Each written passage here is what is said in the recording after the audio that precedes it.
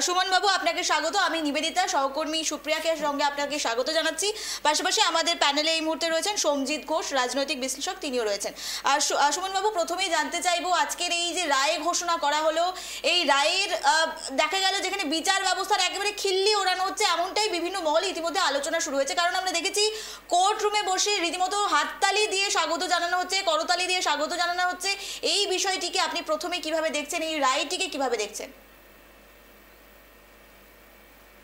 এটা আসলে বাংলাদেশে যে সরকার যখন ক্ষমতায় থাকে তখন সবাই চেষ্টা করে বিচার ব্যবস্থাকে রাজনৈতিকভাবে প্রভাবিত করার জন্য। আমরা অতীতেও সেটা দেখেছি।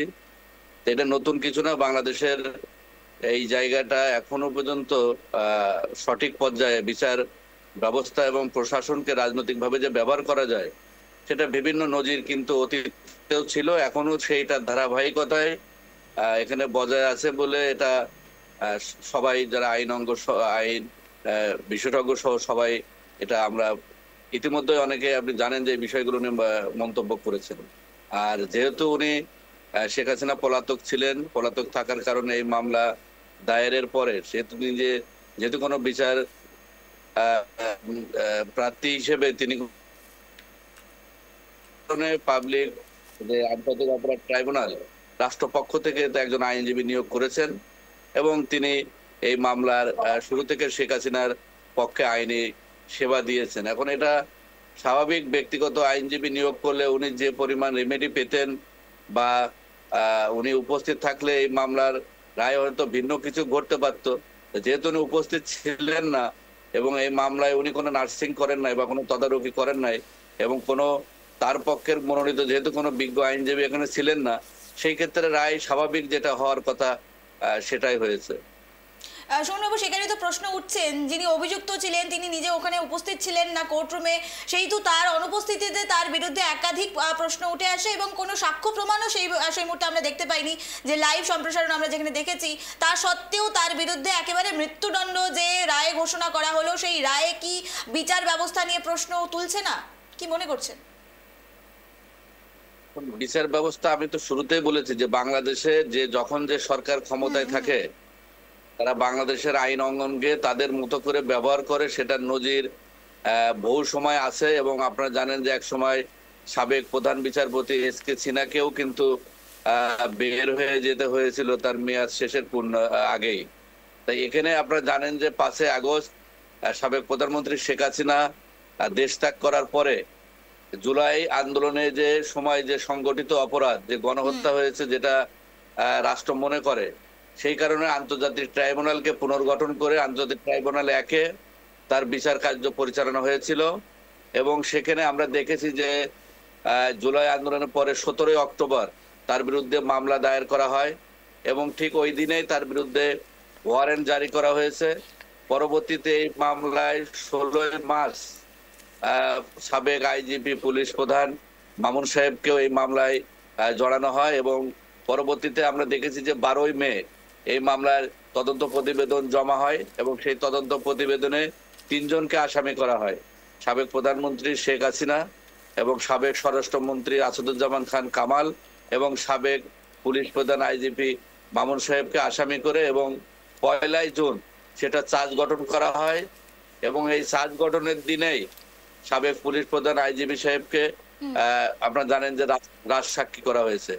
এবং এরপরে 3 আগস্ট এখানে যিনি public prosecutor, chief public prosecutor Mohammad Taijul Islam, তিনি সূচনা বক্তব্যের মধ্য দিয়ে এই মামলার আনুষ্ঠানিক কথা আরো সাক্ষ্য প্রদানের দিকে এগোয় এবং সেখানে কিন্তু 5টি বিষয় তার বিরুদ্ধে অভিযোগ আনা হয়। সেটা হলো, আপনি ইতিমধ্যে হয়তো জেনেছেন, প্রাণঘাতী অস্ত্র ব্যবহার করে আন্দোলনকারীদেরকে নির্মূল করার নির্দেশ দেওয়া একটা হলো যে এখানে রোকেয়া বিশ্ববিদ্যালয়ের ছাত্র আবু সাইদকে হত্যা, রাজধানীর চাংখারপুরে 6 জনকে গুলি করে হত্যা এবং আশুলিয়ায় 6 জনকে পুড়িয়ে হত্যার এই অভিযোগে তাদের ভিতরে অভিযোগ গঠন করা হয়। এবং পরবর্তীতে আমরা দেখেছি যে জাতীয় নাগরিক পার্টির আহ্বায়ক নাহিদ সাহেব সহ 54 জন এখানে সাক্ষ্য দেন 8 অক্টোবর এবং 12 অক্টোবর থেকে 23 অক্টোবর পর্যন্ত যুক্তিতর্ক শুনানি হয়েছে এবং যুক্তিতর্ক শুনানির পরে আমরা একটা 342 বা সাফাই সাক্ষীর বিষয় বলি, যেহেতু আসামি সেখানে উপস্থিত ছিলেন না, একমাত্র আইজিপি মামুন সাহেব ছাড়া বাকি যেহেতু ছিলেন না, সেই ক্ষেত্রে তাদের পক্ষে সাফাই সাক্ষী দেওয়া বা তাদের নির্দোষ এই বিষয়ে বলার এখানে এত কোনো সুযোগ ছিল না। তার আইনজীবী যিনি আমির হোসেন, শেখ হাসিনার পক্ষে যিনি আইনজীবী, তিনি তার মতো জায়গা থেকে। বেশ, আমরা আবারও সুমন বাবুর সঙ্গে যুক্ত হওয়ার চেষ্টা করব। আবার চলে যাব আমরা সৌমজিৎ ঘোষের সঙ্গে। সৌমজিৎ বাবু, আপনার থেকে আরেকটি বিষয় জানার চেষ্টা করব। এই যে আমরা বিষয় নিয়ে আলোচনা করছি, যেখানে শেখ হাসিনার মৃত্যুদণ্ড দেওয়ার কথা বলা হচ্ছে, সেখানে দাঁড়িয়ে আরেকটি প্রশ্ন উঠে আসছে। আমরা দেখেছিলাম বাংলাদেশে ভ্যান্ডালিজম এবং তার বিরুদ্ধে একাধিক অভিযোগ, তার পরিপ্রেক্ষিতে এই মৃত্যুদণ্ড। কিন্তু আজকেও তো আমরা দেখছি বাংলাদেশ উত্তপ্ত হয়ে গিয়েছে, এবং বিশেষ করে 32 নম্বর ধানমন্ডি এলাকায় যেভাবে রণক্ষেত্রে পরিণত হয়েছিল, সেক্ষেত্রে দাঁড়িয়ে এই যে ঘটনাগুলো ঘটছে, এর আগামী দিনে বিচার কোন পথে এগিয়ে যাবে, কি মনে করছেন সৌমজিৎ বাবু? হ্যাঁ, হ্যালো। হ্যাঁ, আমরা দেখলাম যে তাকে সাজা প্রদান করা হলো। এখানে সুমন বাবু, আপনার কাছে আসবো। আমরা এই মুহূর্তে একটু সৌমজিৎ বাবুর থেকে জানার চেষ্টা করবো। দেখুন, বাংলাদেশে এখন যে পরিস্থিতি চলছিল আর চলছে এবং আগে যে চলেছে, হ্যাঁ, দুটোর মধ্যে কি ব্যাপার, আমি বাংলাদেশের যিনি রয়েছেন তিনিও বললেন যে ক্ষমতা যার কাছে থাকে তার উপরেই সবকিছু নির্ভর করে।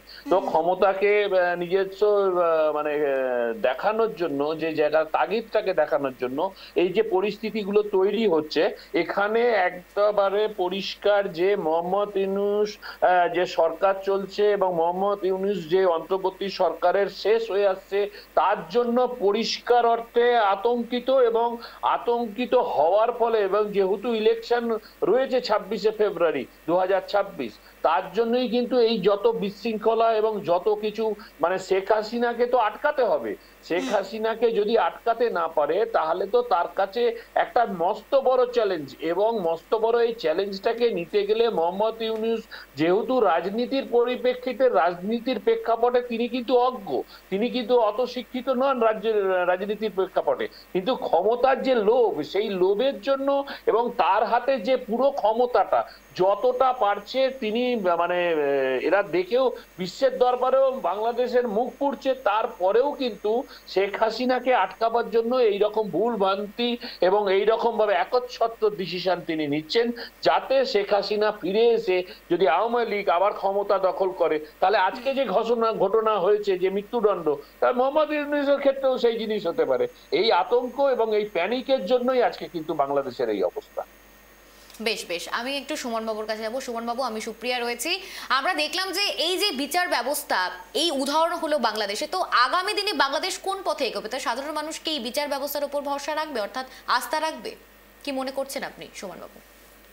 দেশের বিচার ব্যবস্থার প্রতি আসলে মানুষের যেহেতু রাজনৈতিক প্রতিহিংসা, যে কথাটা সাবেক যিনি যে কথাটা বললেন যে দাদা, এটা আমরা তো অতীতেও দেখি, এখনো দেখে আসছি যে যখন যে সরকার থাকে, বিচার অঙ্গনকে, প্রশাসনকে তারা তাদের মতো করে ব্যবহার করে। এবং আমরা আওয়ামী লীগের আমলেও দেখেছি যে খালেদা জিয়া সহ তারেক রহমানের বিরুদ্ধে বিভিন্ন মামলার সেখানে কিন্তু রায় হয়েছিল।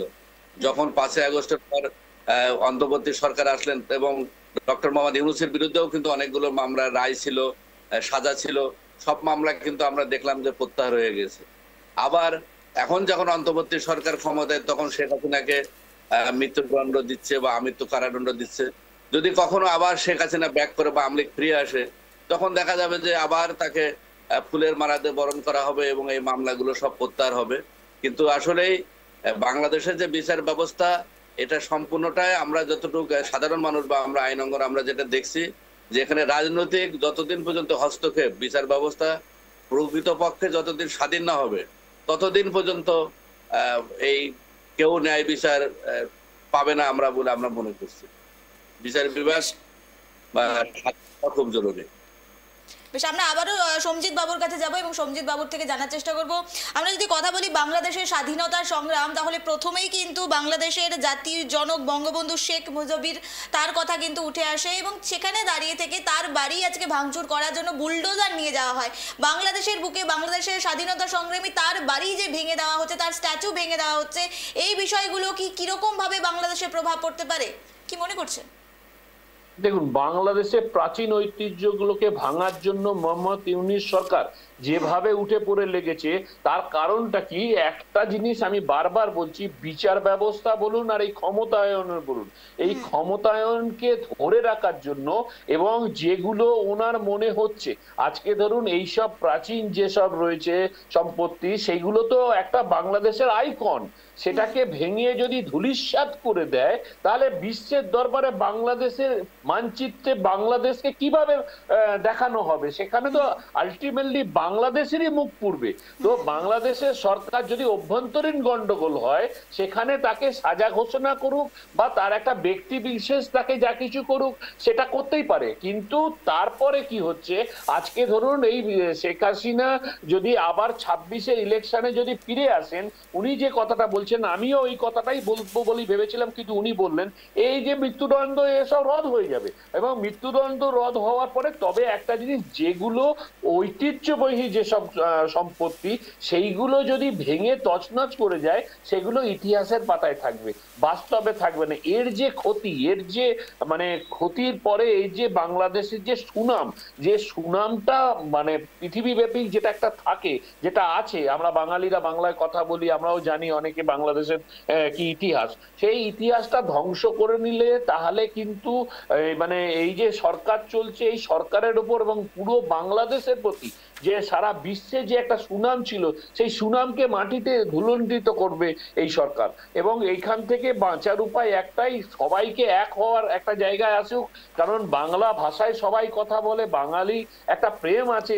তো সেই জায়গাটাকে রেখে আজকে যে জায়গাটা তৈরি হচ্ছে, এই জায়গাটা কিন্তু একদমই কাম্য নয়। এবং এই কাম্য নয় কারণ উনিও একটা কথা বলেছেন, যে সরকারই থাকুক না কেন, তখন যে সরকার থাকে তারা দেশের থেকে নিজেকে বেশি অনেক বড় ক্ষমতাবান মনে করেন, এবং সরকারের যে আইন, যে প্রক্রিয়া, সেইগুলোকেও তাদের ঊর্ধ্বে উঠে যেগুলো করার নয় সেগুলো করেন। তার ফলে কি হচ্ছে, এটা পরম্পরা হয়ে আছে, একের পর এক এই জিনিস চলতে থাকছে, এর কোনো পরিবর্তন হচ্ছে না। যতক্ষণ না মানুষের মনন না চেঞ্জ হচ্ছে, ততক্ষণ কিন্তু এই পরিবর্তন হবে না, কারণ ক্ষমতা যে থাকবে সে কাজ করে যাবে। এটা আমরা আগেও দেখেছি, ইতিহাসেও দেখেছি, এখনো হচ্ছে, ভবিষ্যতেও হবে বলে মনে হয়।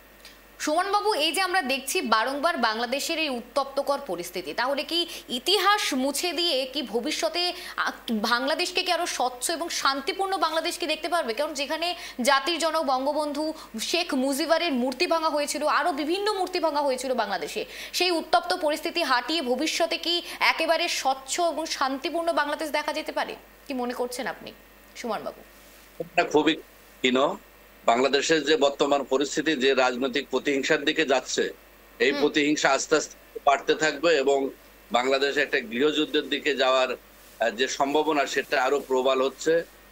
এখন ওই যে ন্যাচারাল জাস্টিস, আপনি যে কর্মকাণ্ড করবেন তার বিনিময়ে আপনি সেটাই ফেরত পাবেন, এটা আমরা অতীতেও দেখেছি। অতীতে যারা যে খারাপ কর্মকাণ্ড করেছে তার ফল ভোগ করেছে, আবার এখনো যারা যে খারাপ কর্মকাণ্ড করবে অতীতে, ভবিষ্যতে তাদেরকে সেই ফল ভোগ করতে হবে, এটা আমি মনে করে বিশ্বাস করি। কিন্তু এই যে ক্ষত, এই যে সংস্কৃতি ধ্বংস, এই যে ইতিহাস বিনষ্ট, এটা ইতিহাস কখনো ক্ষমা করে নাই। কিন্তু আমাদের ওই যে ইতিহাসের শিক্ষা, ইতিহাস থেকে কেউ শিক্ষা নেয় না। আমি মনে করি যে এই যে রাজনৈতিক প্রতিহিংসা, এটা বাংলাদেশের রাজনীতিবিদদের ভিতরে যদি এই সংস্কৃতি চলতে থাকে, এবং তাদের ভিতরে আমরা দেখেছি যে এখানে তাদের ভিতরে দেশপ্রেমের থেকে ক্ষমতা আহরণই সব থেকে মূল বিষয়, কিভাবে ক্ষমতায় যাওয়া যায় এবং ক্ষমতায় যাওয়ার জন্য যা যা করণীয়, বিরোধী দল দমন থেকে শুরু করে মিথ্যাচার, সংখ্যালঘু নির্যাতন, যখন যা করা উচিত সবাই সেইভাবে সেটা করে চলেছে। এবং এটার ভবিষ্যৎ আমি দেখতে পাচ্ছি যে খুবই খারাপ। এবং এই রাজনৈতিক প্রতিহিংসা থেকে বেরোনে আসতে পারলে, ঐক্যমত পৌঁছাতে না পারলে, বাংলাদেশ যে বিশ্বের বুকে যে সুনামের সাথে মাথা উঁচু করে দাঁড়িয়েছিল, সেটা ভুলণ্ঠিত হবে। বাংলাদেশ একটি আগামী সিরিয়া বা গৃহযুদ্ধের দিকে পরিণত হবে বলে আমার কাছে মনে হয়েছে বা মনে হচ্ছে। বেশ, ধন্যবাদ সুমন বাবু আমাদের সঙ্গে থাকার জন্য, আমাদের সময় দেওয়ার জন্য।